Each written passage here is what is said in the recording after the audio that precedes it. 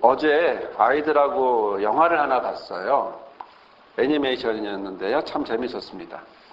아이들하고 같이 본다는 것도 참 즐겁고 기쁜 일인데, 아이들이 이제 같이 보러 가자고 이 이야기를 해줬어요. 생각해보면 지금 초등학생이니까 이런 얘기 하지, 중학교, 고등학교 되면 아마 이런 얘기도 안 할 거예요. 왜 기차에 같이 가려고 그러냐고 그러겠죠. 나중엔 자기 친구들이랑 가려고 그러겠죠. 다 우리가 경험했던 삶이에요. 그렇죠? 우리가 뿌려놓고 우리가 같이 거두을 텐데, 좀 씁쓸하기도 하지만 여튼 같이 갈 때 같이 가야지 하고 이제 갔어요. 갔는데 참 저는 재밌게 봤고요.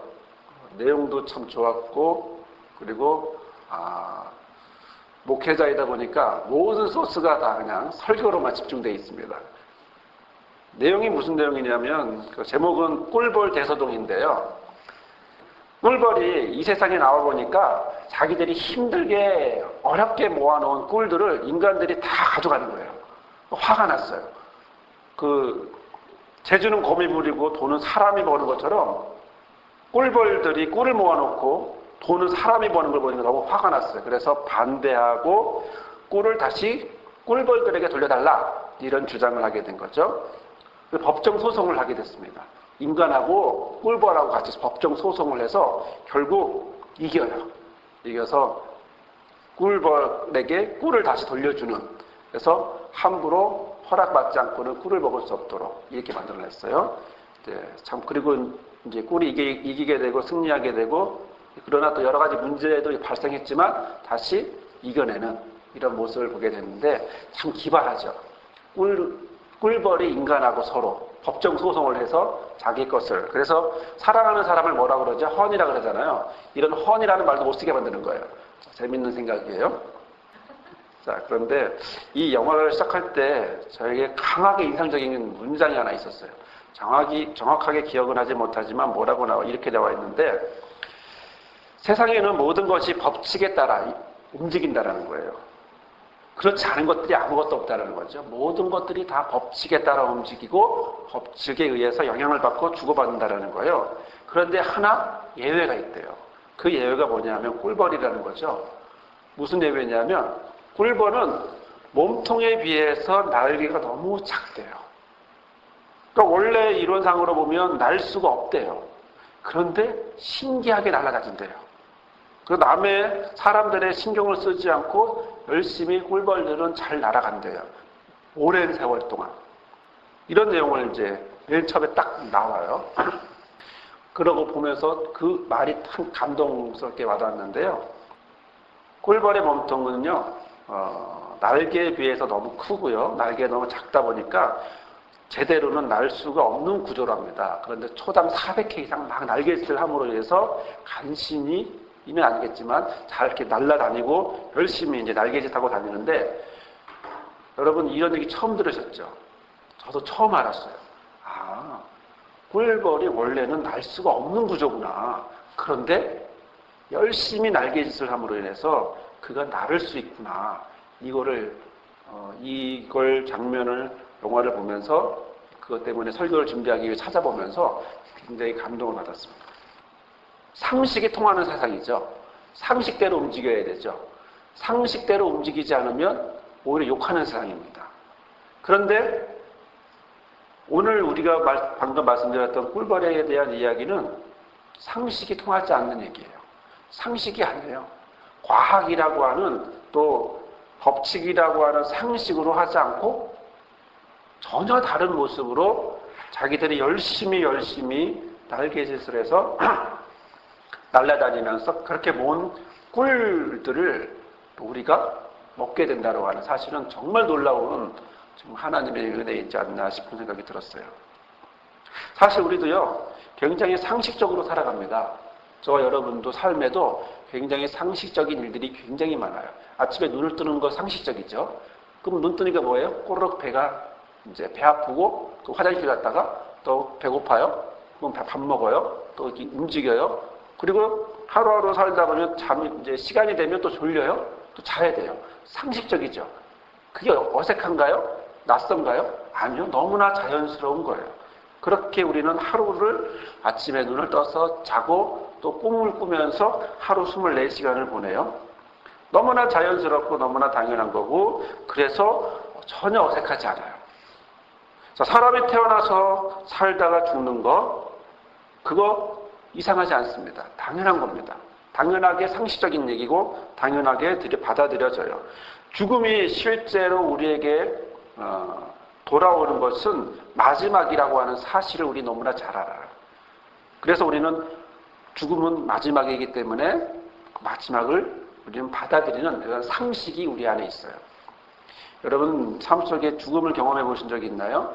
죽음을 보신 적이 있나요? 본인이 죽었다는 얘기가 아니라 다른 사람들의 죽음을 보면서 상을 치러보신 적이 있나요? 시간이 흐르면서 나이가 들면서 어릴 때는 아닌데 점점 나이가 들면서 상을 치르게 돼요. 많이 보게 되고요. 또 주변에 있는 사람들 가게 되고요.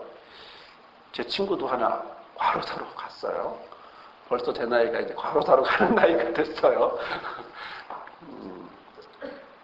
그런데 재미난 사실은 그럴 때 사람들은 뭐라고 얘기하는 거죠? 상을 치르는 사람들에 가서 뭐라고 얘기할까요? 할 얘기가 뭘까요? 위로겠죠. 안타깝습니다. 참 명복을 빕니다. 이렇게 위로하는 말, 상식적인 이야기죠. 당연한 이야기예요. 누구나 다 할 수 있는 이야기예요. 그런데 어느 누군가 와갖고 하는 얘기가 그는 죽은 게 아니고 자고 있어. 지금 죽은 지 3일 됐어요. 간 속에 들어갔어요. 염도 다 했어요. 이제 하관만 하면 돼요. 그런데 그 사람은 죽은 게 아니고 자고 있어. 이거 있으면 살아날 거야. 이렇게 말을 한다면 여러분은 어떻게 반응하실까요? 너무 황당하죠. 이 비상식적인 인간이 와서 비상식적인 말을 하고 간 거거든요. 저 사람 이상한 거 아니야? 저 사람 뭐가 좀 너무나 자연스러운 걸 왜 그렇게 얘기하지? 자, 오늘 우리가 읽은 하나님의 말씀에는 이런 당연한 상식이 있습니다. 요한복음 11장에는요, 이런 죽음에 대한 상식과 반응들을 우리가 볼 수가 있어요. 그것은 전혀 이상한 것이 아니에요. 일반적인 법칙이었고요. 그런데 이런 법칙 가운데 끝에서 벗어나는 그런 장면들이 나와요.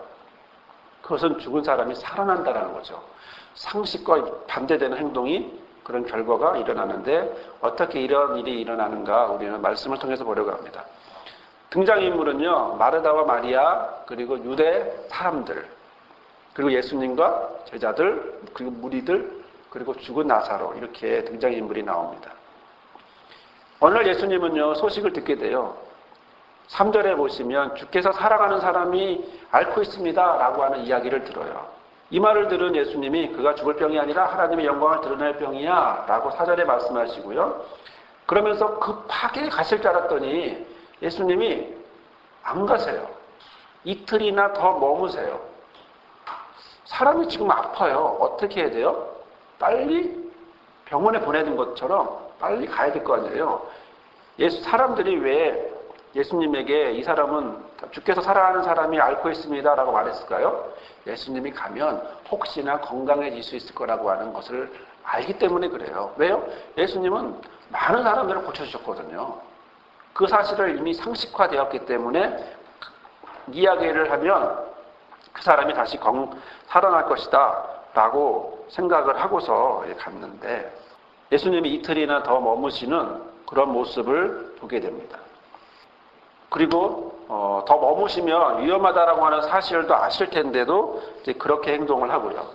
자, 그러다가 예수님이 다시 갑자기 7절에 말씀하시는데요. 우리 다시 유대로 가자 이렇게 이제 말씀을 하셨어요. 자, 제자들은 다시 유대 땅으로 들어가는 것이 위험하다고 말립니다. 그런데 우리 친구 나사로가 잠들었다. 내가 가서 그를 깨워야겠다라고 11절에 이제 말씀을 하시고요. 이 말씀을 하면서 죽었다라고 하는 이제 잠들었던 그 사람을 깨워야겠다라고 하시면서 가셨는데 드디어 베다니로 오셨어요. 하지만 나사로는 죽은 지 며칠 됐습니까? 벌써 나흘이나 지났습니다. 우리는 여기서 주보에도 기록해 놨지만요. 몇 가지의 상식적인 모습들을 볼 수가 있습니다. 첫 번째 상식은 뭐였냐면 사람들의 모습이에요. 그것은 마르다와 마리아에게 와서 뭐랍니까? 위로를 해주고 있습니다. 두 번째 상식은요, 뭐랍니까? 마르다의 모습을 우리가 볼 수 있는데, 그녀는 예수님이 온다는 말씀을 듣고서 예수님에게 가서 하는 말이, 주님이 여기 계시지 않았으면 내 오라버니가 죽지 않았을 거예요 하고 원망하는 이야기를 하게 돼요. 그러나 나는 지금이라도 주께서 주께서 하나님께 구하시면 하나님께서 무엇이나 다 이루실 줄 믿습니다 라고 이렇게 이야기를 하죠. 이 말을 들은 예수님이 네 오라비가 살아날 거야 라고 이야기를 했어요. 하지만 마르다의 이야기는 지금 고백하지 않습니다. 마르다의 이야기는 그것을 받아들이지 않습니다. 그래요, 마지막 날에는 부활 때에 그가 살아날 거라고 나는 알아요. 이것도 유대 신앙 안에서의 상식이에요. 상식적인 것을 이야기해요. 예수님에게 기도해 달라고 얘기해 놓고 다시 살아날 거야 라고 말하니까 자신의 성경적인 지식을 말하면서 상식적인 것으로 바꾸어서 이야기하고 있다라는 거죠. 예수님은 말씀하십니다.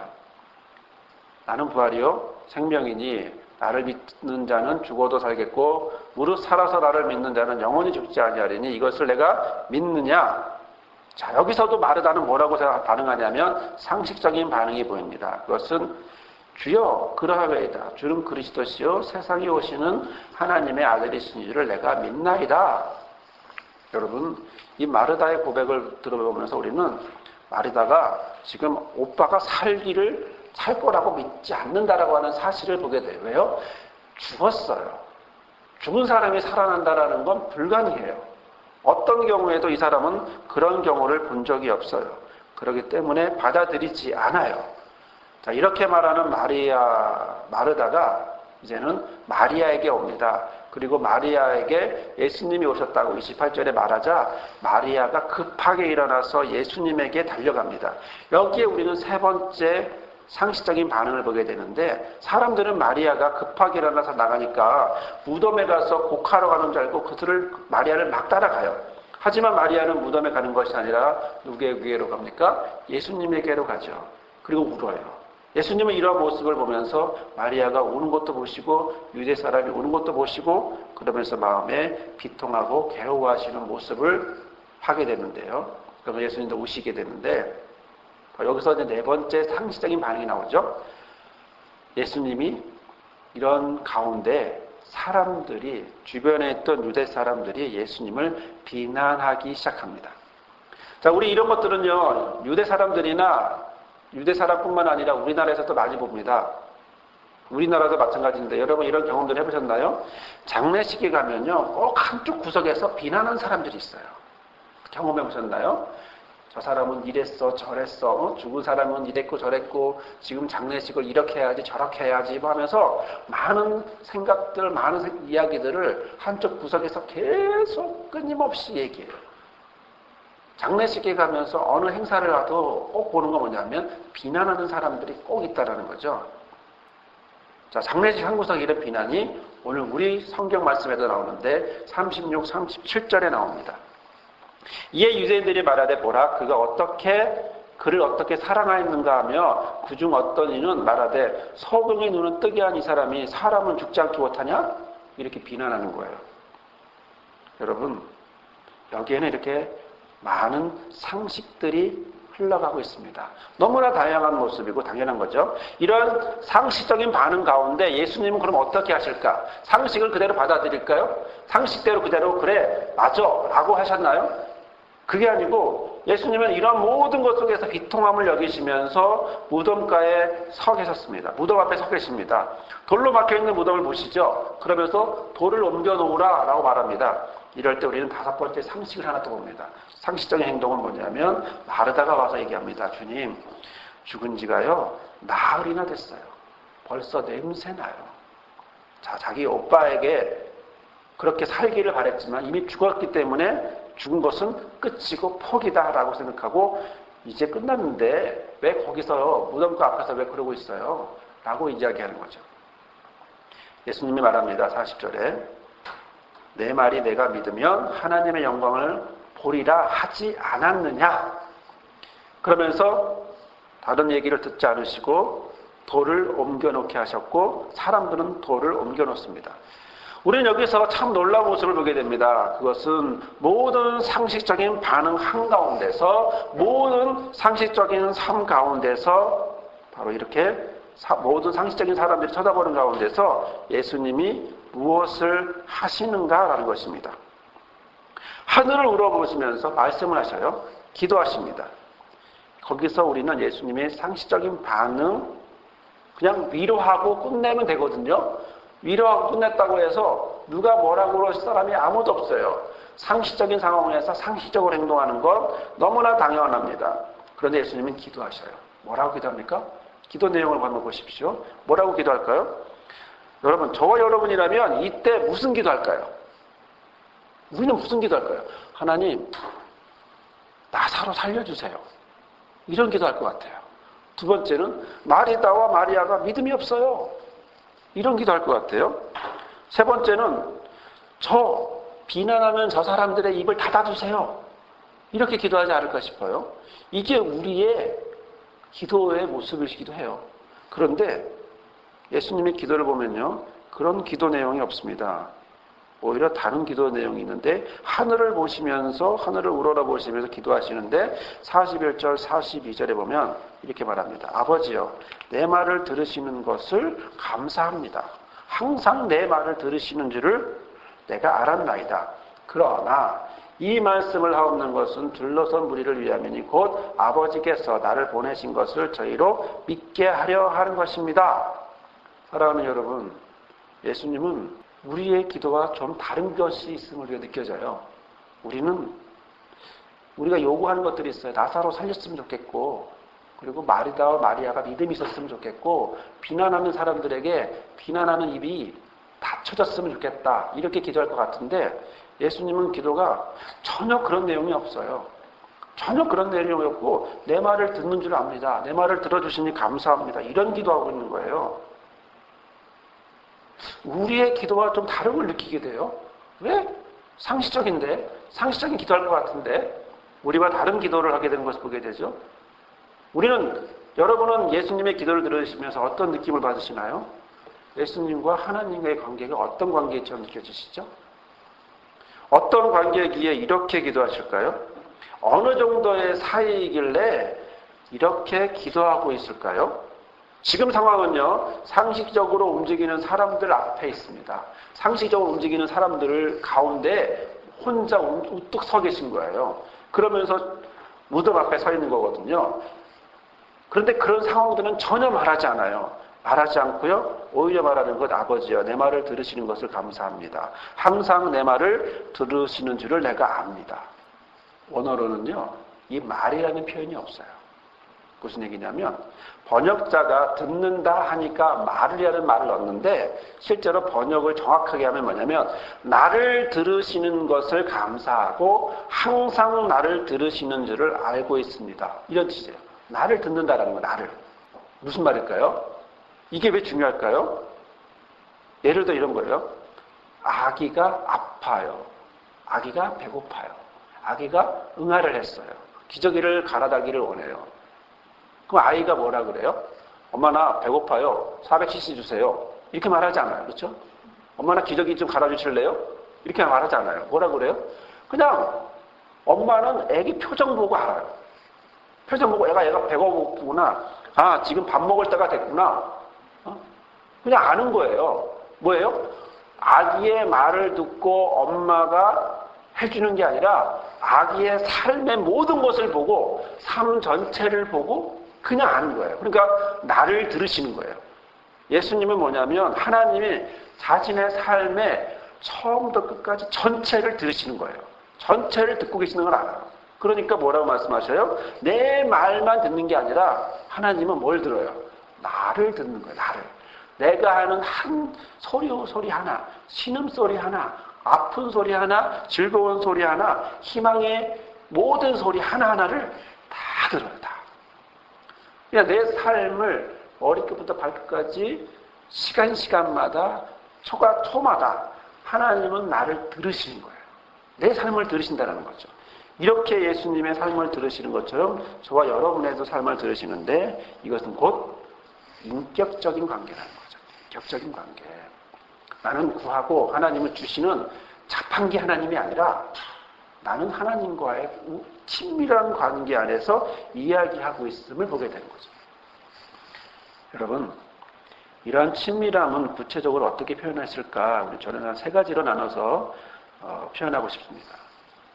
첫 번째는 뭐냐면 하나님의 품 안에 있다는 거죠. 예수가 어디에 있습니까? 하나님 품 안에 있다는 얘기예요. 무슨 말입니까? 하나님 임재 안에 있다는 겁니다. 하나님이 있는 곳에 같이 있다는 거죠. 동행한다라는 것이고 함께한다라는 것이고 그걸 너무나 잘 아시는 하나님이기 때문에 세상 끝날까지 너희가 항상 함께 있다라고 말씀해 주시는 거죠. 하나님의 임재 안에 있습니다. 둘째는 예수님은 하나님의 마음을 아세요. 하나님의 마음을 알기 때문에 그 마음대로 기도하셔요. 그 마음을 알고 기도하셔요. 그런 관계 안에서 하나님은 뭐 하셔요? 우리의 기도에 귀 기울이셔요. 우리의 삶에 귀 기울이셔요. 우리의 삶을 그대로 받으셔요. 내가 좋은 소리, 나쁜 소리, 힘든 소리, 억울한 소리를 해도 그 소리를 알아서 걸러서 듣는 게 아니라 그대로 24시간 나의 신음소리도 다 들으시는 거예요. 이게 하나님의 마음이고 또 그 마음을 알고 있는 예수님이 기도하시면서 모든 상황 속에서 하나님이 우리의 기도를 들으시는 거죠. 하나님은 우리를 안아주고 싶은 마음이 있고 우리는 그 마음을 알고서 기도하고 그 마음이 오고 가면서 예수님의 기도처럼 되어가고 그리고 내 마음을 안아주시는 그분이 내 삶의 소리도 들으시고 삶의 모습도 보시고 들으신다는 걸 들으신다. 영혼을 살리며 마음을 만지는 예수님처럼 우리의 기도도 정말 한 걸음 더 나가서 이런 기도 되기를 바랍니다. 마지막 세 번째는 예수님의 하나님을 바라보는 시각이 무엇이었는가라는 거죠. 그것은 하나님의 능력이에요. 능력을 바라보시는 거죠. 하나님은 하실 수 있다. 이 상황에서 뭘 하실 수 있어요? 나사로를 살릴 수 있다. 라는 것을 아신 거예요. 많은 보는 사람들 앞에서 하나님이 저 나사로를 살릴 수 있다라는 것을 아신 거예요. 그래서 하나님의 능력을 아시는 거죠. 또 어떤 능력을 아셨을까요? 42절 중반절에 그러나 이 말씀을 하옵는 것은 둘러서 무리를 위함이니 곧 하나님께서 아버지께서 나를 보내신 것을 저희로 믿게 하려 한다. 무슨 말입니까? 저 사람들에게 이 모습이 보여져서 그리고 이 모습을 통해서 알게 해주는 깨닫게 해주는 바로 그런 모습이 될 거라는 사실. 즉 이 모든 모습이 누구를 위해서? 나사로를 살리는 것은 단순히 나사로 하나만 살리기 위해서인가요? 그게 아니라 나사로를 살림으로 누구까지? 주변에 있는 이스라엘 사람들까지 같이 살리는 거죠. 예수님은 무엇을 알고 있었냐면 하나님이 임재하고 하나님이 어떤 마음을 갖고 있는지 알고 하나님의 능력이 무엇인지 알고 있는 예수님이 무엇을 향하여 기도합니까? 영혼들을 향하여 기도한다는 거죠. 이 일 하나를 해도 누구를 위해서? 비난하고 있는 상식적으로 움직이고 있는 유대인들과 마르다와 마리아를 향해서 말씀하고 있는 겁니다. 알려주려고 하고 있는 것입니다. 사랑하는 성도 여러분, 오늘 저와 여러분은 예수님의 기도를 봅니다. 어떤 기도입니까? 하나님과 가장 친밀한 기도입니다. 나를 들으신다라고 하는 사실을 보게 됩니다. 나의 삶 전체를 들으신다라는 것을 보게 됩니다. 바로 이런 고백하는 친밀한 기도를 우리는 보게 됩니다. 비록 사람들의 반응은 너무나 상식적이에요. 너무나 일반적이에요. 너무나 당연한 모습으로 살아가고 있어요. 하지만 오늘 저와 여러분은 이런 상식 가운데서 기도하시는 예수님의 기도를 통해 우리의 기도가 어떤 기도해야 되는지를 보게 되고 그 기도의 모델을 보게 됩니다.